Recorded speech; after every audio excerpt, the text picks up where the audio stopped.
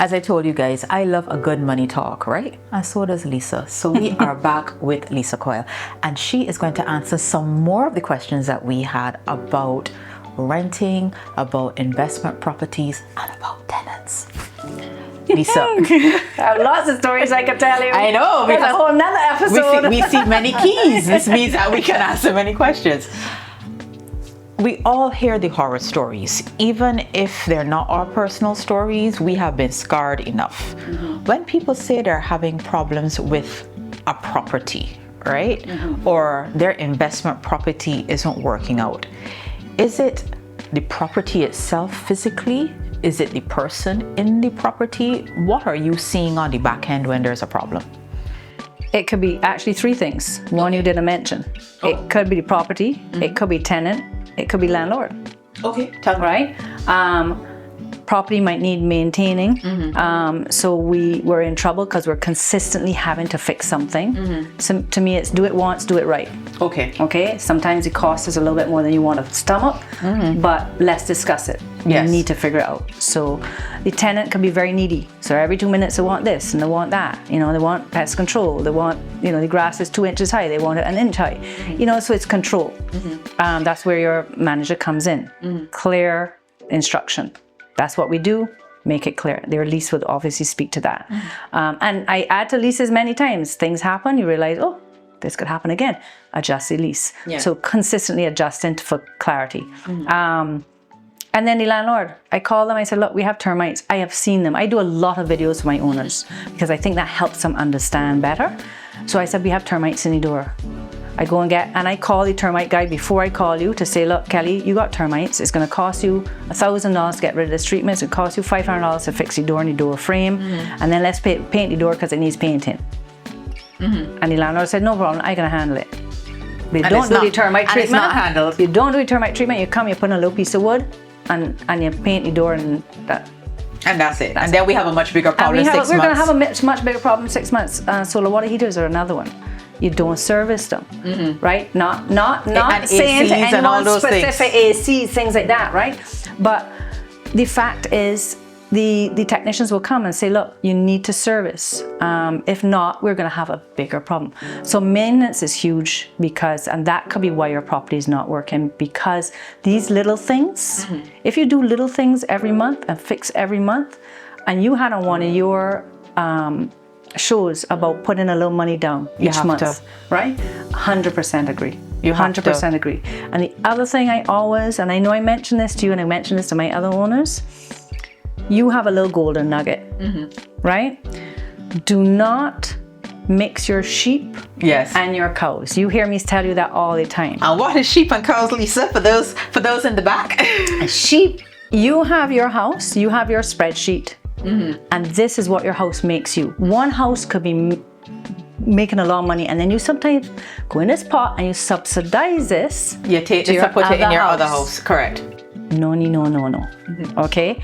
If your cow is not giving you milk, get rid of your cow and get another sheep, right? It's and I try to break things down simply for people because not everyone is a finance person. Not everyone's gonna know, what's the ROI? What's the debt service ratio?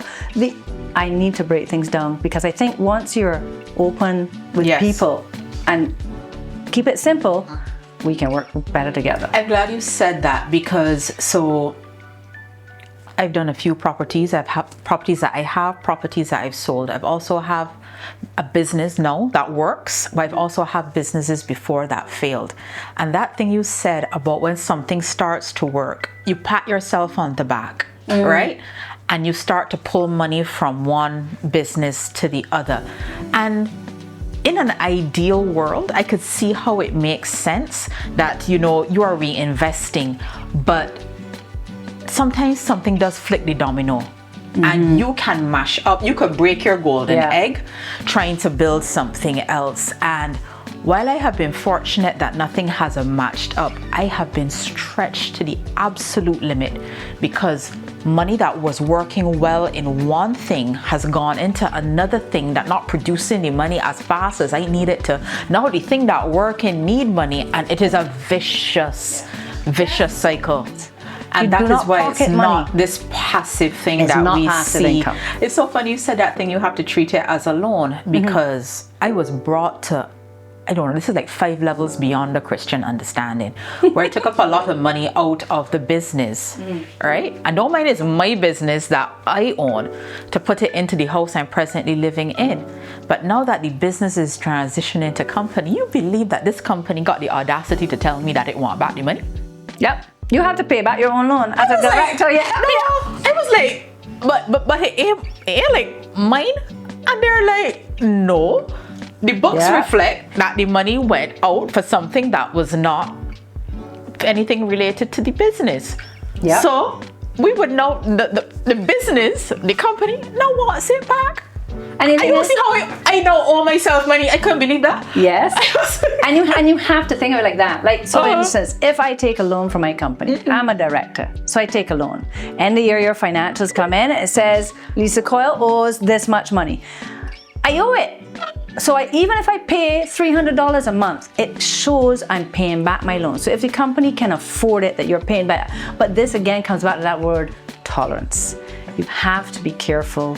And that's why I always tell you, don't kill the goose that laid the golden egg. And you know, it was a good cautionary tale, because the truth is, it is very easy to see money on the account, pat yourself on the back, feel like, okay, this worked here, let me go and try to duplicate it, and it doesn't translate like that immediately.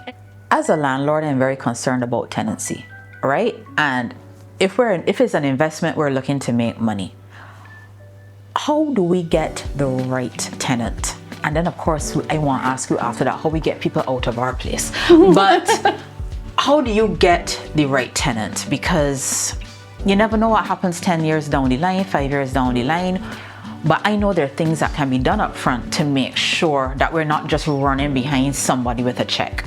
The right tenant, and they may start off right. And I would pause that to say, if you start wrong, you end wrong. Okay. So I've had people that come in a property and say, oh my gosh, my money's short because I didn't get paid last month.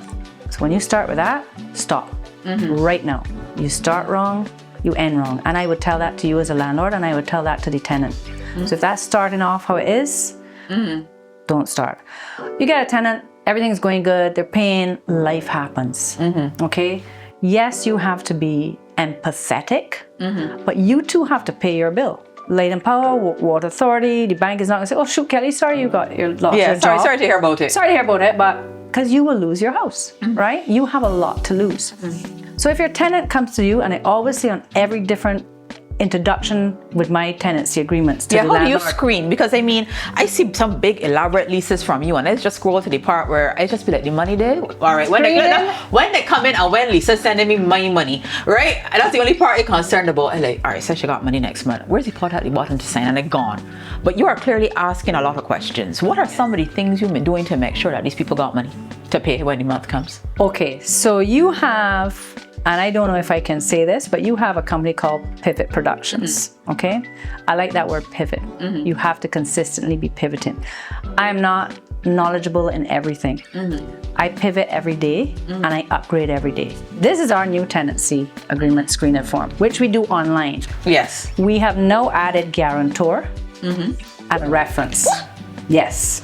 If you don't fill it out, all these things you gotta fill out. Yeah, if you don't want to fill out, it's a no. If you already are not filling out the form, that's flag number 1. Okay. Unfortunately, in Barbados, there is a means, and I have never used it, so I do say, sorry, I don't know this. You can pay to check if people are of good standing. Yes. Have never done it. Maybe I should do it. Maybe we will do it in the future, and that cost has to then be relayed to the landlord. But I guess experience is a bit of it too. It's learning people. If a tenant comes to your house, are they on time? Yeah. How are they dressed? How do they speak? Are they willing to give me information? What's the communication between us? Yeah. It's not necessarily always perfect. But then, okay, we're in. We think we have the right tenant.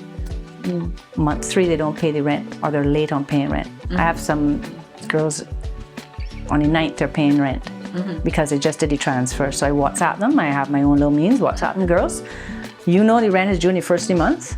So 9 days before the first of the month, please send the transfer. Yeah. So you're on them consistently. I don't let a month pass. A month pass, I'm going to you. And I'm saying, look, I'm invoking my 1 month's notice.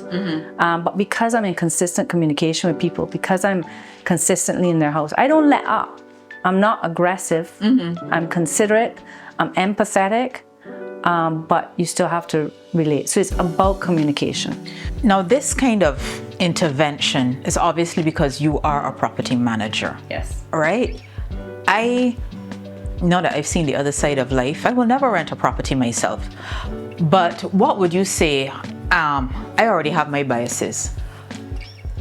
What are the benefits of working with a property manager when you are treating your investment property as an investment? Because this level of screening, I think, is possible when it doesn't feel personal. It's very different from me looking at someone, and Barbados is a small place, that I may know or may know me, and I'm asking them for job letter and all of these kinds of things. I've said to people, the thing with a property manager is that they are likely to be able to more easily get information from somebody, but they're also willing to ask the questions, you know. I will let you expand.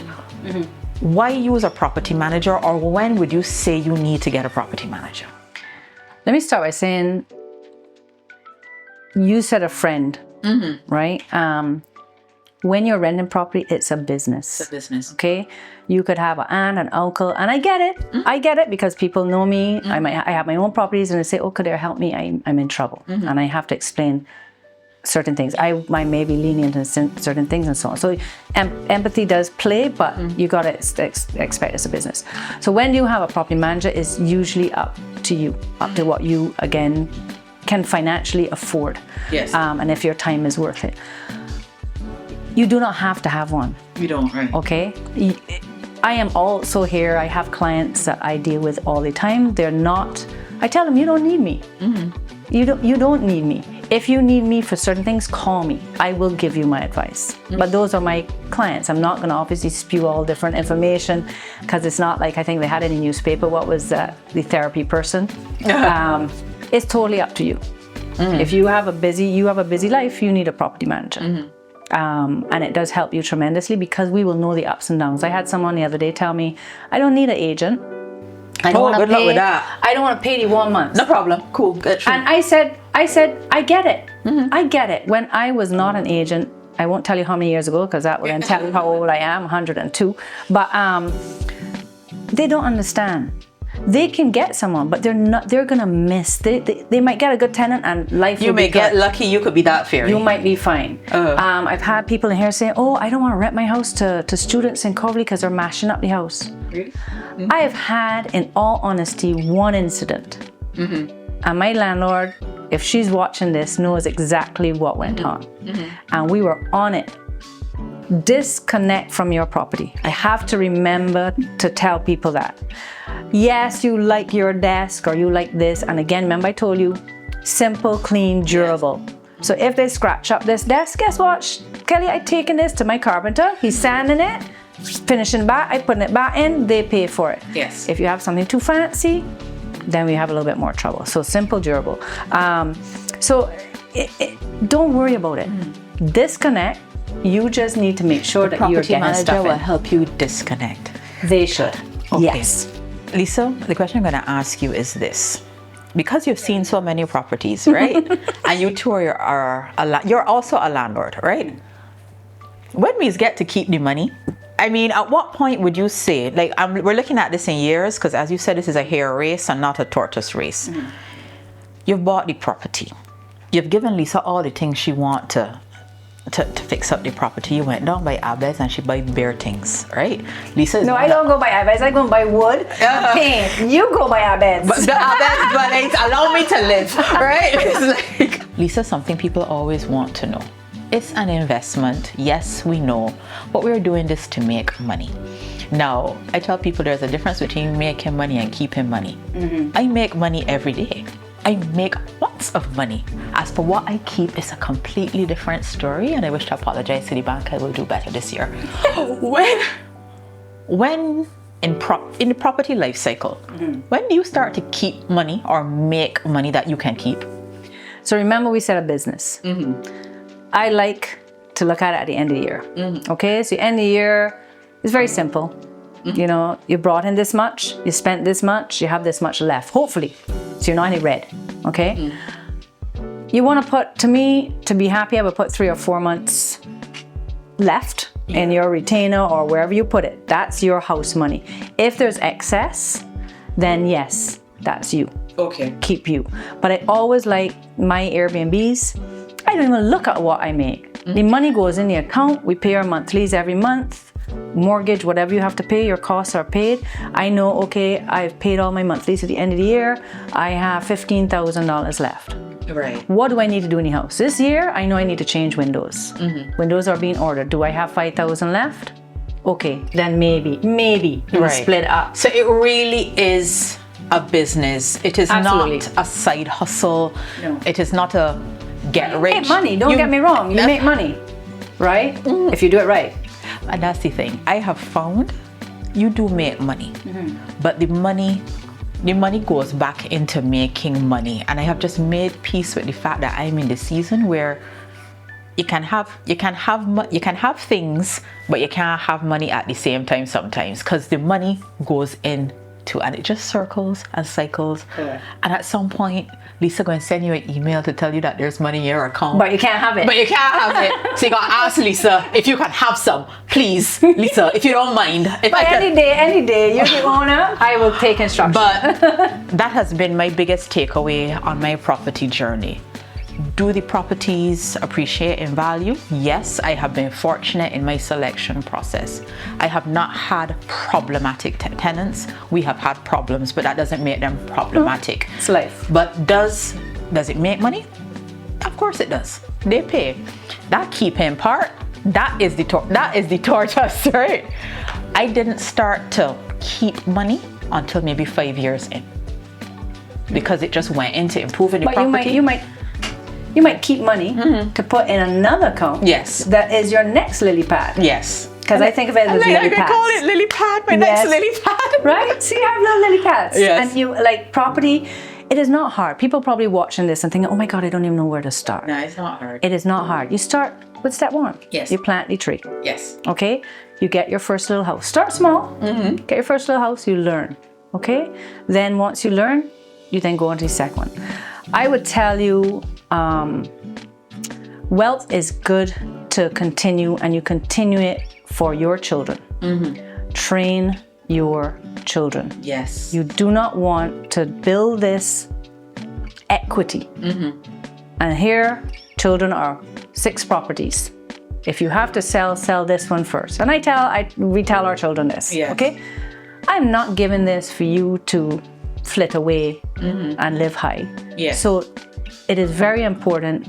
That is where it comes in. So while you're saving and thinking, oh my gosh, I'm not making any money, you're making it for you. Yes, you're making it for inheritance of your children or whoever you choose. Train them to learn how to manage it. You don't want to work all these years to have this. But at the end of the day, if you said, okay, I'm making money, I get my 1,500, 200,000 a year out of the money I make, whatever you make, you decide to go on a holiday, you decide to reinvest, whatever, it's yours, you've worked for it. Remember, you still have a house of 500, you bought it at maybe 300,000, you've maintained it, and your rental is also part of your investment, because if you sell your house with a rental in it, that's value, right? So you don't look at, oh my gosh, I only made 1,000 this month. You have a house of 400,000, so you haven't made only 1,000. If you turn around and sold that today, you can have that. You could get but then be careful. If you sell that, what are you doing with that money to make you money on your next lily pad? And on that note, we have really picked Lisa's brain. I hope that you learned something from these 2 episodes that we did with her. Was it exhaustive? No, but I hope it certainly gives you a little more food for thought so that you can make your property decisions with clarity and confidence. In the meantime, I'll just let Lisa make mine for me, because y'all already know how I feel. I'm Kelly Johnley, and this is Bajan Renovation.